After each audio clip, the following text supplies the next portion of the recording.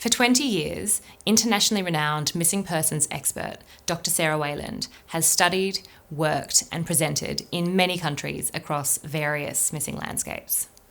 Her Churchill Fellowship saw her learn directly under Ambiguous Loss pioneer, Emeritus Professor Dr. Pauline Boss.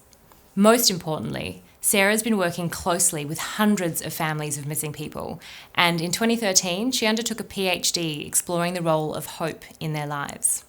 Since 2020, she's been formally educating professionals and service providers around the world on the unique and complex grief of ambiguous loss. With missing persons a growing issue in our community, we're calling on everyone, but especially police, media, social workers, and mental health practitioners to better understand the experience of those left behind, to ensure that if you do encounter someone impacted by the disappearance of a loved one, in your professional life or in your personal life, you're equipped. Because you always need the training before you need to use it. And there's no one more qualified to deliver this masterclass than Dr. Sarah Wayland. Welcome to Ambiguous Loss 101. My name is Dr. Sarah Wayland, and I'll be taking you through an overview of what ambiguous loss is, how it shows up for families of missing people, and the ways in which you can manage your reactions to that ambiguity. This training is for a whole host of professionals as well as people with lived experience. My experience in working in missing persons has shown to me that it's really integral for police officers, families of missing people, search and rescue organisations, the media, as well as counsellors, to be better informed about the ways in which ambiguous loss shows up in people's lives when someone is missing. I've been invested in working in the missing person space since 2004. I was really lucky to graduate as a social worker in Sydney, Australia in the late 1990s and found my way to working for families and friends of missing persons. What I found when I started that job as a young social worker was that there was really limited opportunities for people to get evidence-based support in order to live with that unending not knowing when someone is missing. I spent years listening to those stories in the counselling space, providing advocacy for families, speaking with them to the police, attending coronial inquests with them, and advocating on their behalf to politicians, to media, to people that needed to better understand how we could better support families of missing people. After years working in that counselling space, meeting hundreds of families of missing people and advocating on their behalf, I decided to step away from that direct practice skill and consider the ways in which I could take all of the reflections that had been shared with me from families of missing people and undertake a PhD. That PhD looked at that intersection between hopefulness and hopelessness when someone is missing. It explored the ways in which we can help people to sit better with their ambiguity. And all of those research curiosities that were uncovered in those early stages of my research career are touched on in this training today. When I finally finished the PhD in 2015, I turned my attention to those areas in which we can better support those who work for families of missing people, as well as thinking about those who return from being missing. So the focus of today is to take that evidence base and provide it back to people, irrespective of what job you do or what lived experience you have of someone being missing, so that you can better support families of missing people as they navigate the loss of their loved one.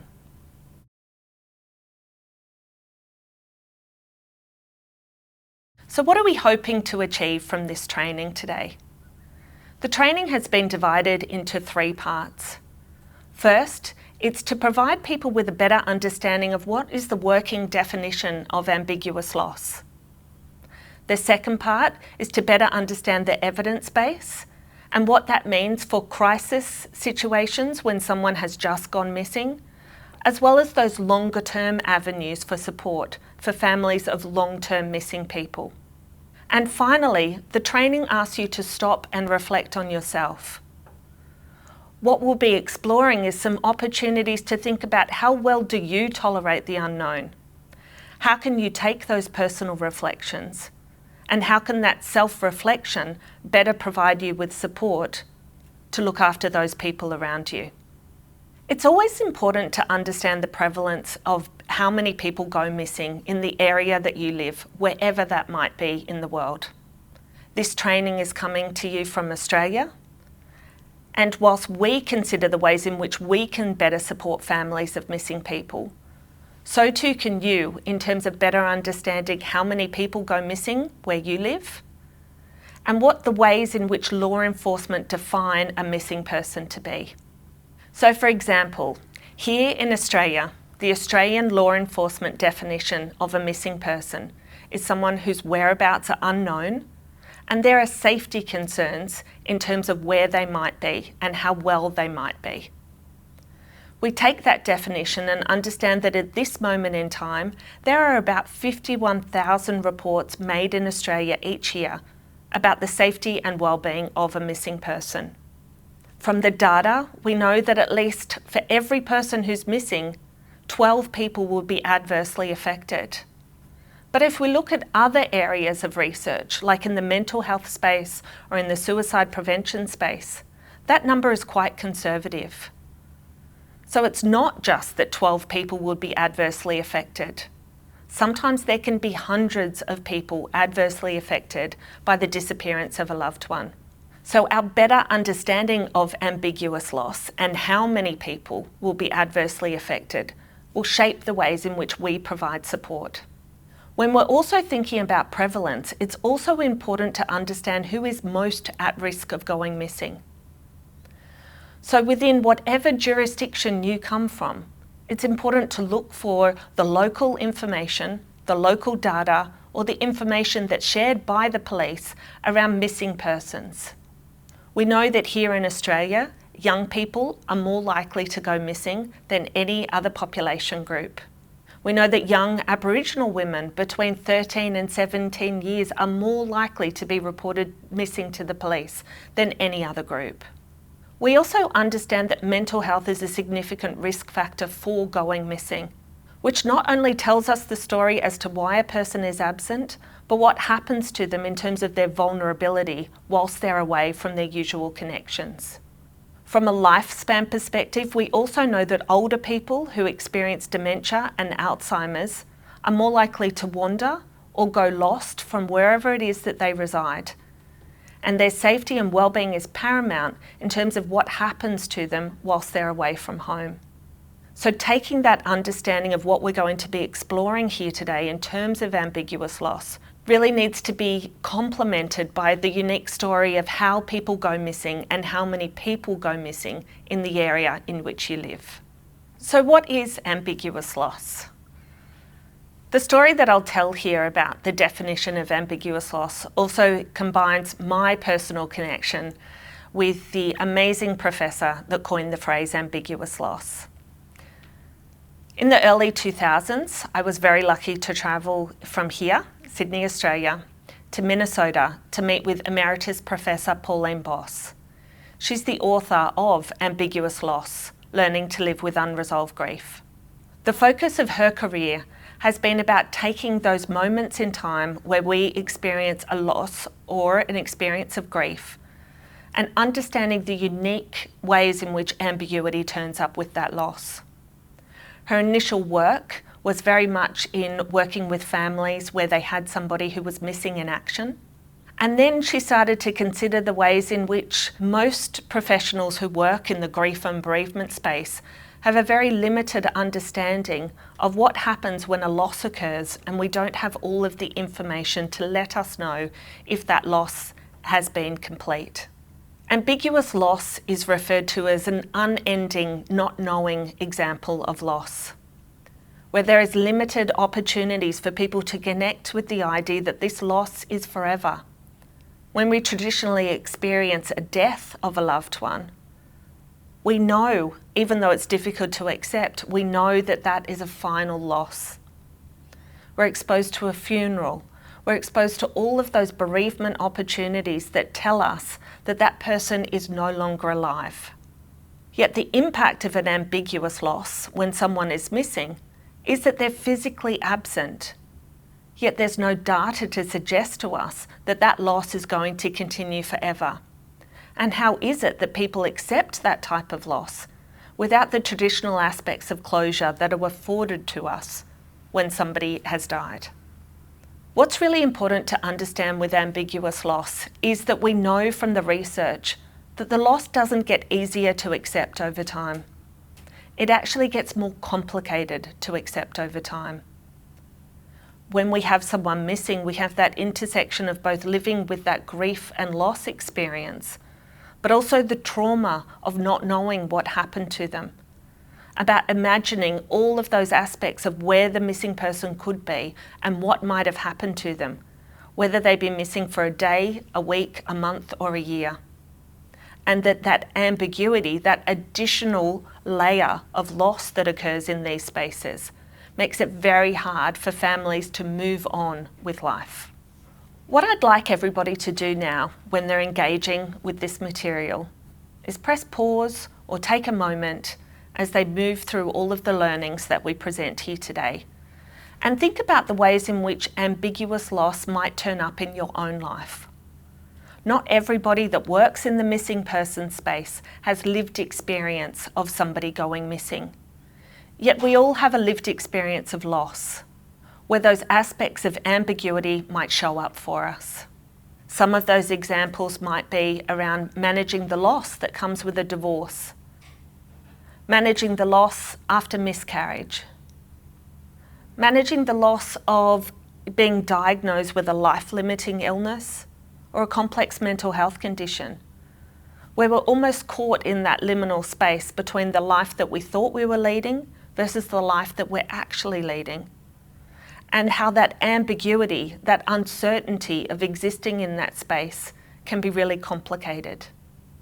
So I'd like people to just pause, grab a pen and a piece of paper and reflect on the ways in which ambiguous loss turns up in your life.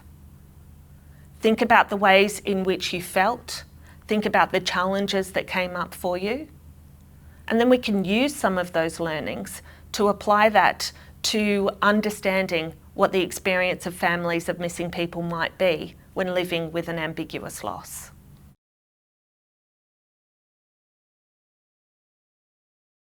Let me ask the question of people who are listening. I want to understand how your experiences of ambiguous loss might shape the way in which you engage with the material that we're talking about here today. We know that there are certain ways in which ambiguous loss will show up typically for families of missing people. But there are also other factors at play that will shape the ways in which people engage with that idea of ambiguity. So some of those examples relate to how long it's been since the person was missing. If you're providing practical support to people in those few early days of search and rescue opportunities, or you've just started working with the family member of a missing person, or you're a media professional that's reaching out to a family for the very first time, their conceptualization of ambiguous loss is not going to be as refined as people who have been living long-term with this loss. So remember, how long the person has been missing for will shape just how much the person has been able to consider what this type of loss means for them. We also have to take into account how the ambiguous loss happened in terms of the circumstances as to how someone is missing. We know from the research that people go missing for a variety of reasons. For some people, they have no choice but to go missing. They might be the victim of a crime. They might be somebody that lives with very complex mental health conditions. Might be people who live with a cognitive impairment, people who wander, or people who are exposed to abuse and neglect, who have to disappear from their usual surroundings in order to seek safety elsewhere, but they haven't shared that information. We also have other aspects of ambiguity. It might be in relation to family arguments. It might be related to young people seeking out independence. So those experiences of ambiguous loss will be shaped by the reasons why the person went missing in the first place. We also need to acknowledge that sometimes families will never know why the person is missing. So their ambiguity is not just about the fact that the person isn't here, but because they don't understand why their loved one has disappeared. The other contextual factors that we also need to consider is the relationship to the person. It doesn't mean that there's a grief hierarchy. We don't have people at the top of the list that are going to be more impacted than others. We need to honour those relationships, and we need to honour the fact that someone going missing can impact all different types of relationships. It's not just the parents that are going to be impacted. It's not just the partner. It's not just the siblings. It can also be the friends. It can also be workplaces. It can also be acquaintances where they've been exposed to the fact that someone's gone missing, and it's really provided a psychological impact on them. So don't discount the relationship to the missing person in terms of recognising whether or not somebody needs support. All of those impacts will shape how ambiguous loss turns up, as well as remembering that every person that goes missing is not just a missing person. They lived a full and meaningful life before they went missing. People are not just acknowledging the loss of not knowing where they are, but the loss of the person who was here before and everything that they stood for. So it's just a reminder to always consider that ambiguous loss is an umbrella term that sits across the top of all of those personal factors that shape the way in which we engage with the loss of a missing person, who they were to us, the lives that they led before they went missing, and the ways or the circumstances in which they were lost in the first place. So that work of Emeritus Professor Pauline Boss really shapes the way in which we can understand that foundational approach to working with families of missing people, where we understand that the inclusion of the ambiguity, or that unending not knowing, a sense of being frozen to the time that the person went missing, gives us an opportunity to have an insight to the experience of loss that families of missing people experience. The other approaches that very much work in terms of providing support to families of missing people is an understanding of complicated or anticipatory mourning, as well as the inclusions of disenfranchised grief. So I'll talk a little bit about complicated or anticipatory mourning. The work of Therese Rando, out of the States, very much speaks to the complexity of what happens when we know that a loss will happen for us in the future. That's not to say that we don't all walk around anticipating that at some point in our lives we're going to be faced with the loss of a loved one. But that complicated or anticipatory mourning recognises that something significant has happened and that the mourning will probably take place in the future. When someone is missing, and particularly once they remain missing, so they're not back within the first few days, the week or the month, that families of long-term missing people have to start considering what it is that they're anticipating. It doesn't mean that missing is a dress rehearsal for grief. Families of missing people don't get a head start on their grieving just because somebody is missing. But that anticipation means that all of their daily activities are going to be shaped by that cloud of anticipation. That low hum of mourning or grief that sits ahead of them is something that's going to shape the way that they just live in their day-to-day lives. It's really important that when we work with families of missing people, that in those early days we don't talk to them about what might happen next if their loved one hasn't come back, but that we keep it in the back of our mind as we support families about what might lay ahead if this person remains missing long term. So the concept of complicated or anticipatory mourning is important for us to keep in the back of our mind, so that when we're supporting families in the early days, we're considering what might lay ahead for them. This is not new information for families of missing people. They have to hold the idea of the person both coming back and staying away all at the same time. But recognising what we can learn from the grief literature can sometimes provide us with opportunities for forward planning the type of support that people need. The final component in terms of talking about those theoretical underpinnings that might shape the work that we do with families of missing people is recognising the work of Ken Doka and his concepts of disenfranchised grief. Disenfranchised grief is really just a fancy way of saying acknowledging that grief that's not recognised by the wider community. It means that it's the type of grief that people truly don't understand, or they haven't given themselves an opportunity to consider that there might be different forms of grief and loss that people experience in the community. What happens when our community doesn't give space for these sorts of discussions? When we fixate on the missing persons investigation, or we fixate on providing information to people about how they might locate their person, what strategies they could use to search for them better, without acknowledging the fact that that loss is happening right there, right now, is that families can feel very alone in their loss. They can feel very silenced by the experiences that they're having because nobody is allowing them to acknowledge that ambiguous loss. That yes, even though they don't know what will happen tomorrow, the loss still exists today. And that if we don't give a name to that type of loss, then there is a very silent mourning that happens for families of missing people, because those public narratives are very much about hope or about closure or about doing things to make sure that the missing person comes back. Very early on in my social work career and in my career of working alongside families of missing people, I was invited to go and visit a very elderly lady. Her daughter had rung the service that I was working for. She said to me that her mum was really distressed about the loss of her husband who'd gone missing a month before. And she said that I needed to go and visit her to provide her with some emotional support. So I travelled out to visit her, walked up a few flights of stairs and knocked on her front door. And a very tiny little old lady came to the door, opened up and said that she'd been waiting for me. She invited me into her house, she made me a cup of tea, and we sat down and started talking about her husband.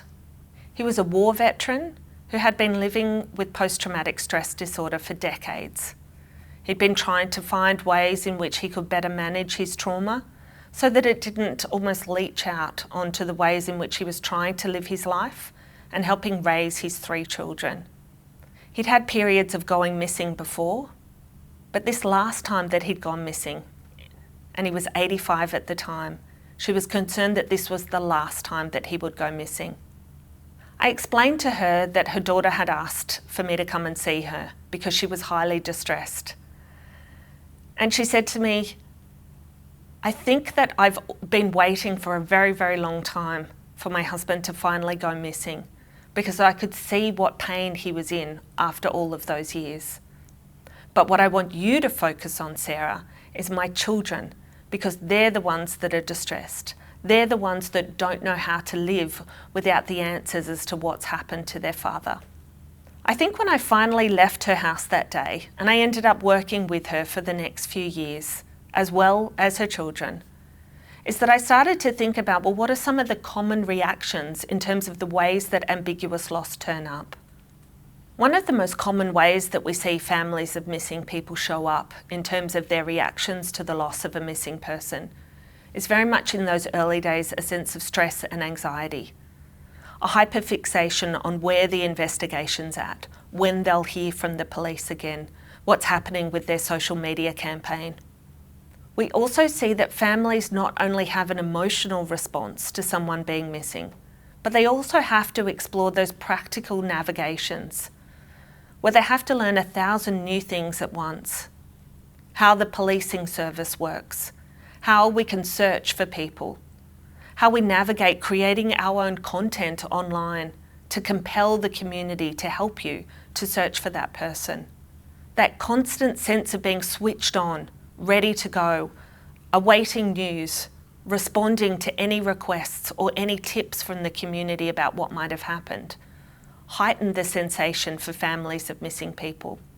We also see that families have to navigate that divide between what they thought the police could do versus what the police can actually do.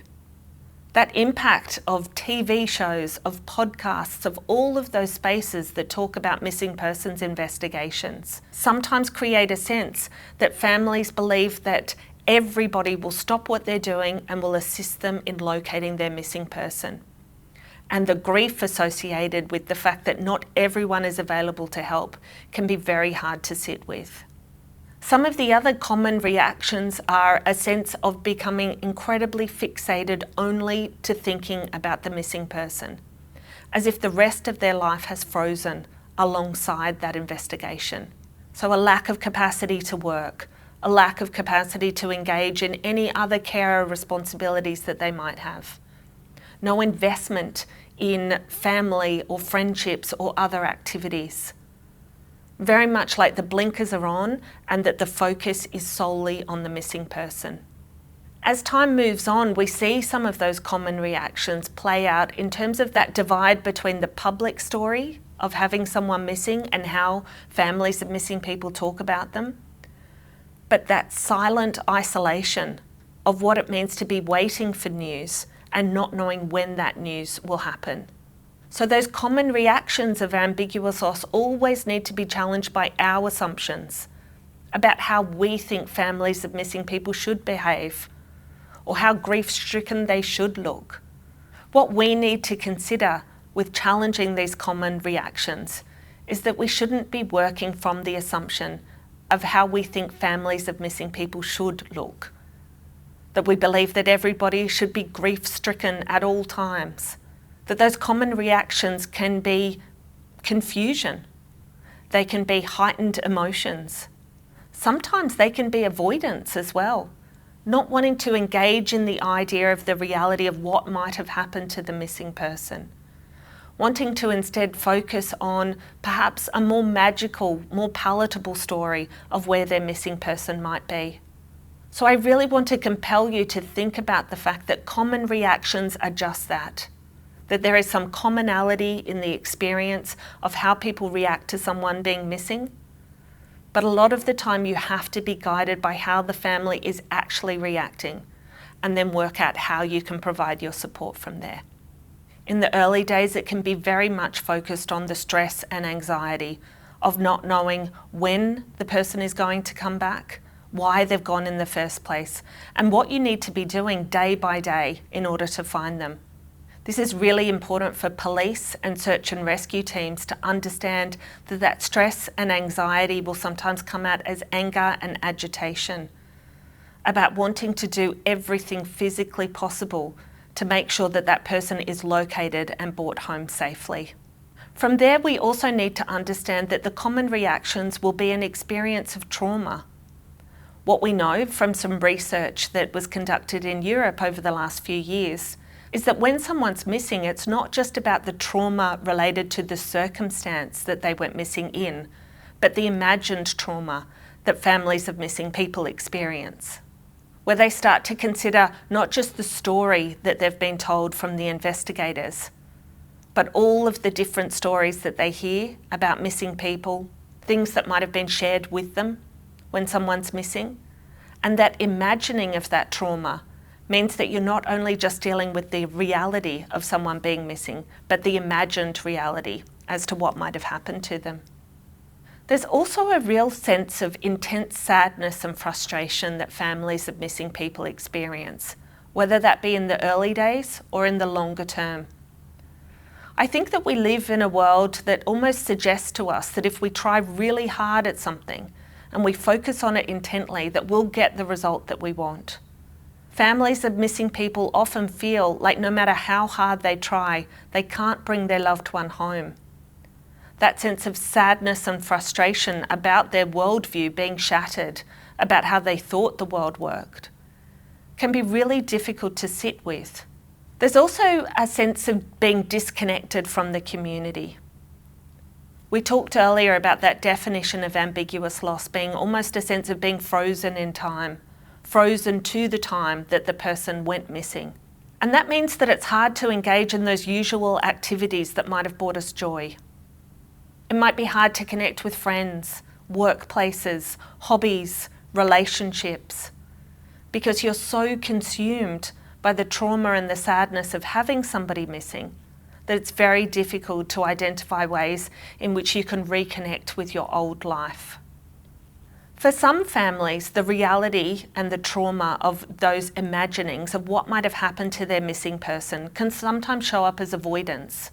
That they don't want to become highly involved in the terribleness of what might have happened to their missing person. To have conversations with police, to engage with coronial services, to sometimes even deal with the media and the types of questions that they're being asked. They might be actively avoidant in terms of stepping into that space, stepping into that awfulness of talking about the reality of what happened to their missing person. Ultimately, what we understand is that the common reactions to having someone missing is that teasing space between being hopeful about the person coming back and sometimes a sense of hopelessness and trauma about the reality of the life that they're currently leading. We find that many families of long-term missing people can sometimes experience physical health conditions in relation to that long-term feeling of holding on to that stress or holding their breath waiting for news. That physical or physiological response can sometimes also manifest in digestive health conditions, as well as other autoimmune responses where families have to seek out support from general medicine in terms of responding to the psychological impacts of their ambiguous loss. One of the other things that we also notice happens for families of long-term missing people is that psychological burnout, that intense commitment for long periods of time to seeking out the truth as to what happened to their missing loved one. That burnout can be associated with that compassion fatigue of pushing and wanting for good news for so long, as well as that sense of trying to push forward the organisations or institutions that are supposed to be there to help them search for their loved one. Stress and anxiety is not just what people feel in the moment, but actually what happens to people's bodies when they have to exist in that space for long periods of time. Some of the other common reactions that create a drain on families of missing people is the repetitive retelling of their stories. Having to update new police officers all of the time, having to share with the media the stories of their missing person, have to engage with counsellors when they're attempting to find the right counsellor that's able to meet their needs. That repetitive retelling of the circumstances around the disappearance of their loved one can have emotional and physical impacts on the well-being of the family members of missing people. So what does the research tell us about the impact of having someone missing? In 2019, the University of New England undertook a research study looking at the lived experience of families of missing people. What we uncovered was that irrespective of the perceived closeness to the person that was missing, we found that the loss of someone disrupted people's lives in an ongoing way. That it wasn't a sense that a loss occurred and that there was an opportunity for people to regain control of their lives, to think about the ways in which they might move forwards from their loss, but that it significantly disrupted their lives. We also found that some family members did say that they had perceived that this loss would be catastrophic, yet that they were able to engage with different ideas of coping strategies that they'd used in the past. Not necessarily of having someone missing before, but about living through significant traumas and finding ways to cope as a result of that previous exposure to trauma. We also found within this research study that when we spoke to families of missing people that had a resolution, where their loved one was located deceased, it wasn't a sense that their grief became easier. It was a sense that they had new information in relation to their missing persons investigation, and that information gave them potential to be able to understand that this loss was final, yet that there were still significant traumas associated with that loss. It's important to recognise, and later on in this training, we'll be talking about the role of police and media in assisting the lives of families of missing people. What we recognise is that some of those community narratives or those discourses around having someone missing doesn't mean that the loss ceases to have an impact once the missing person is located. It's important to recognise that support is not just about the period of time that the person is missing, but what support they need if the missing person comes back, and what support they need if their missing person is located deceased. understanding that pipeline to better avenues of support is incredibly important for families of missing people. To continue on with the outcomes of that research study, we also asked people that if they had had their time over again, what support would have been most useful for them. We need to connect back here with the ideas that we had around common reactions and challenging our assumptions about what we think families of missing people need, rather than being told by families of missing people what might be most important for them. What we found when we spoke to people around what were the supports that were integral to their well-being. Most of the responses related to practical support, help in engaging with the police, help in navigating workplaces, accessing funds, making sure that there was enough of an opportunity to take some time off of work to assist you with searching, as well as to focus on your own well-being. Families found that counselling was important to them, but often it was much further along their missing persons journey rather than focusing on what was needed in the early days. People wanted an opportunity to have difficult conversations about how they were feeling each day about the fact that someone was missing. Another important role that families really focused on in terms of who could help them in terms of navigating their missing person's disappearance was their connection with the police. That police were viewed as unintentional support providers, that they were seen as the individuals who were able to assist families in resolving their missing persons case. And because of that potential power that they held, that families felt like they were the people that were able to provide them with the support that was needed. Families also touched on connecting with others with lived experience. I think that the other spaces where peer work or lived experience engagement, where it works really well in the disability space and the mental health space, can also work in the ambiguous loss space. Connecting other families to each other so that they can provide each other with support, truly knowing that they know what they're going through, is incredibly transformative for families. So instead of focusing on making sure that we swoop in and assist people in terms of counselling or therapeutic support, we always need to acknowledge what are the practical needs that families have, how can they engage with other stories of families that have come before them, and then what is the role of all of the different professionals in the lives of families of missing people. That was what was most important for families when they reflected on their own experiences. So far in this training, we've talked about the ways in which we can understand the emotional impact of having someone missing, the ways in which we're searching for people, crisis impacts, ongoing impacts, and those common reactions to ambiguous loss. What we touched on in that last research section is about the integral role of police and families of missing people working with each other. Families have shared with me that part of their job of being the loved one of a missing person means that they have to know 1,000 things straight away that they never had to know before. That they have to upskill themselves completely to almost be the detectives of their own missing persons investigation.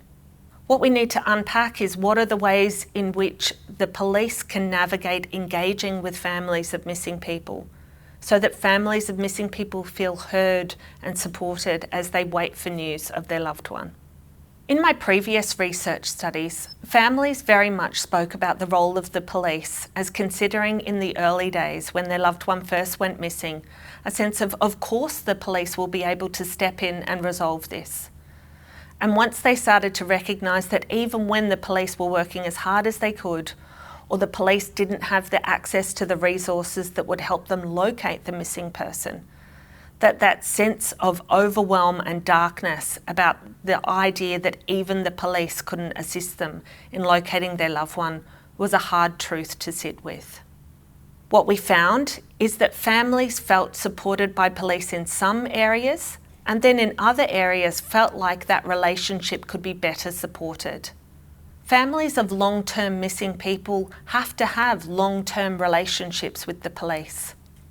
The things that are more difficult for them to connect with are ideas about making sure that they want to hear from the police when the police say that they will be in touch with them. That they don't want to be sitting for days waiting for news. That they want to be proactively contacted or contacted when they're told they're going to receive a phone call.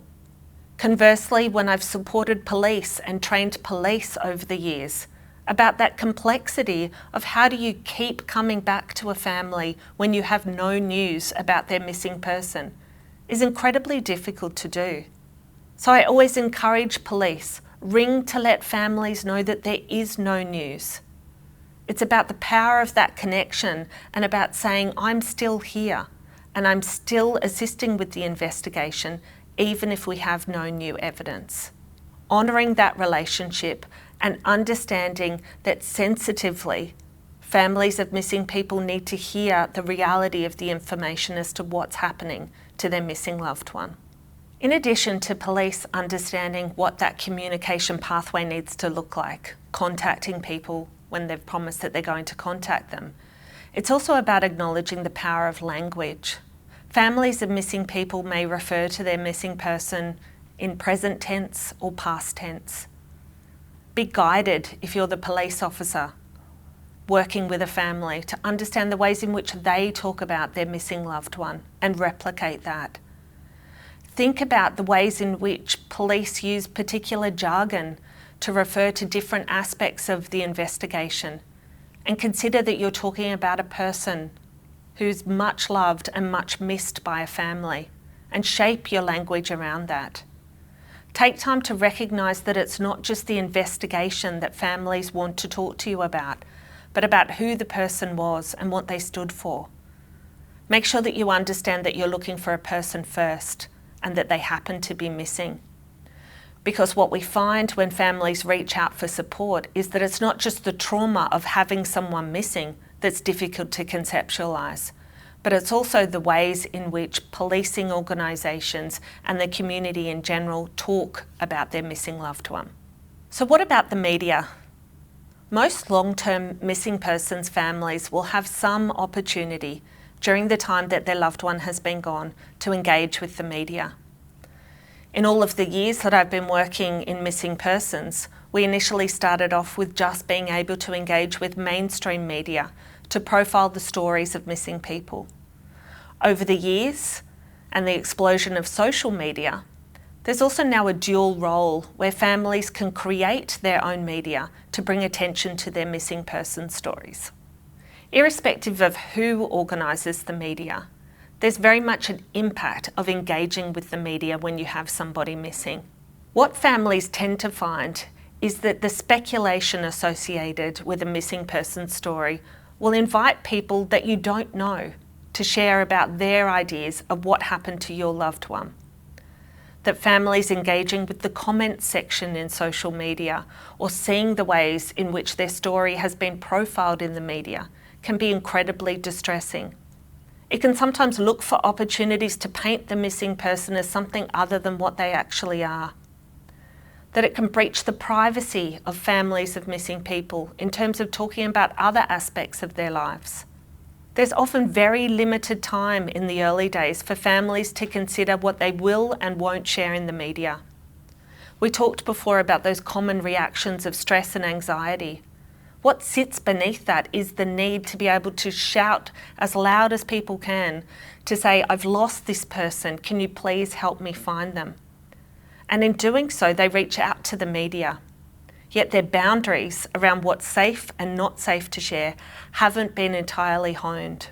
What we find is that media often have very much a fixation on the location of the person and an idea that the end goal is closure. That end goal talks about the fact that either the missing person comes back, or if they're located deceased, that gives families an opportunity to say that they have all the information they need and they're able to better manage their loss. It's a very black and white way of thinking about ambiguous loss. The other thing that we find is that families have to continually revisit their stories of trauma to the media. They'll be invited to reflect on anniversaries on significant community education days like Missing Persons Week, Mental Health Month, where they're asked to tell their story for very little in return, where there's no potential for families to talk about the person who's missing, only the fact that they are missing. And that this speculation means that there's no opportunity for the true story to be told about the missing person. So when I talk to media organisations about how they can better engage families of missing people, I very much talk about the fact that they need to stop and listen to the stories of missing people from the families' perspectives. That families themselves need to stop and consider what they will and won't share. That they need to get a sense that they sometimes need power or ownership of their own media. That might be engaging in podcasting, creating their own social media pages, and allowing their opportunity to tell the story of who it is that's actually missing. There's also an emotional toll that's associated with using the media. Families of missing people become very well versed in sharing their stories, knowing the information that they want to share, and providing those little snippets of information as well as the images that might go with them. When there are big media opportunities, like the anniversary of the disappearance, or where perhaps there's another missing persons case that mirrors the one that the family are dealing with, that it can create a sense of anticipation for families, where they can see the opportunity that maybe this is the one chance to get the information out there, and they're provided with details that will solve their case. A family member who engaged with me with my PhD said that he always had this sensation that there was increased hope coming when he knew that there were going to be stories out there about his sister. But that when he woke up the next day, he almost felt as if he had a bit of a hope hangover, because that excitement level of perhaps this is the time when the new news comes in was met with the reality of tomorrow just being another day, and having to stop, regroup and find the energy to speak up again. There's very much a push and pull for families of missing people when engaging with the media. It becomes part of their sense or their need to do everything they can to locate the missing person, yet there's always a personal cost. So if you're the media professional engaging with the family, recognising what that cost is, or if you're the family yourself, recognising what is a good investment of your time versus what is not a good investment of your time, is a way in which you can manage that long-term sense of not knowing. So in these closing moments of the training, we revisit all of the areas that we've touched on. The ways in which ambiguous loss shows up in the literature, the contextualising the ideas as to how many people go missing where you live, what the risk factors are for going missing, what it means to engage with that grief and loss literature around what shapes our understanding of how an ambiguous loss is experienced by families of missing people. We also looked at the practical and emotional costs and the other professionals that come into play, whether you're in the early days of having someone missing or you're living long-term with the loss of a missing person, where we talk about the integral role of the police, how if families had their time again, what type of support would have been most useful for them, how we see that media is both a tool and a challenge for families of missing people. But what it always comes down to is the stories of families of missing people. The way that I've been able to shape my experiences over time is to recognise that stories are the vehicle for me to animate the experience of having somebody missing.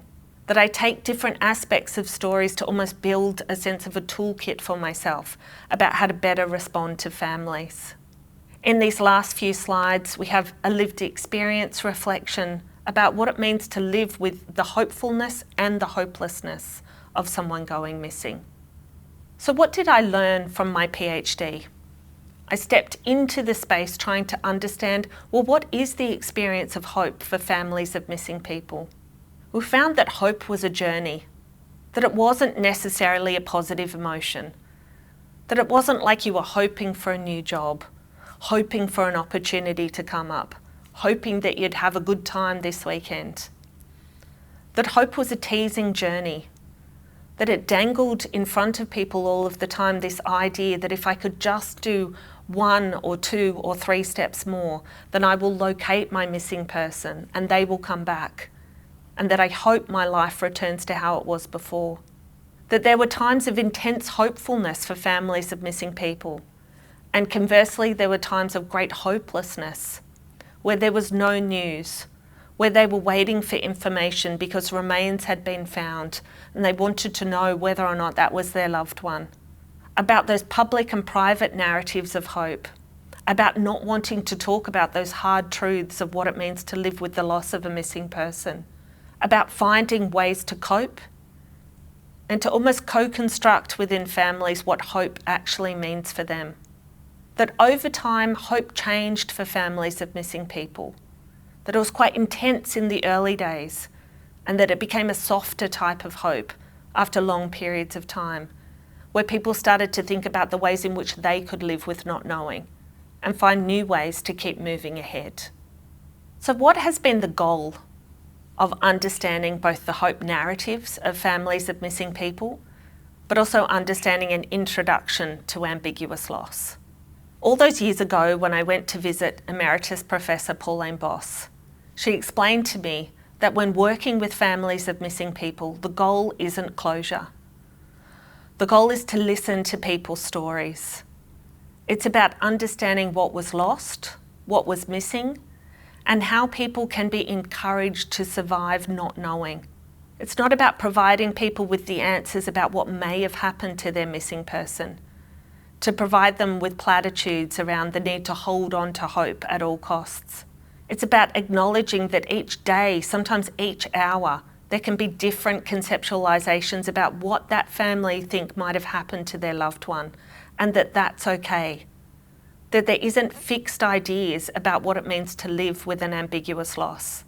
Yet what you can do with your reflections as to where you work, what your lived experience is, what missing looks like in your community, how ambiguous loss has turned up in your own life, and how that might give you an insight into the experience of having someone missing, is remembering that the work that you can do on yourself is challenging yourself to learn to tolerate the unknown. Tolerate the fact that in life we don't have any certainty about what the next thing is going to be. We don't have any certainty as to what the answers are about what might happen to our loved ones in our lives. And that if we become okay with tolerating the unknown, then we can better support families of missing people. That's the goal. Thank you for listening to Ambiguous Loss 101. We have an additional training opportunity called Ambiguous Loss Advanced Skills. This training package is available to support staff, police, and other counsellors who may be interested in exploring some simulation activities about how you can better support families of missing people. We'll look at those hard truths, those coping strategies, and those hopeful reflections for you to connect with families of missing people to make sure that their experiences are understood and well supported. Thank you for investing your time to better understand people living with ambiguous loss. We hope you found it insightful, helpful, and useful. If you're a mental health professional, work in support provision, or are simply interested in furthering your knowledge, please watch our Advanced Skills training video for a deeper dive into the theories, concepts, and ways in which to apply these practical skills, including simulations of counselling sessions with loved ones of long-term missing people. Thank you.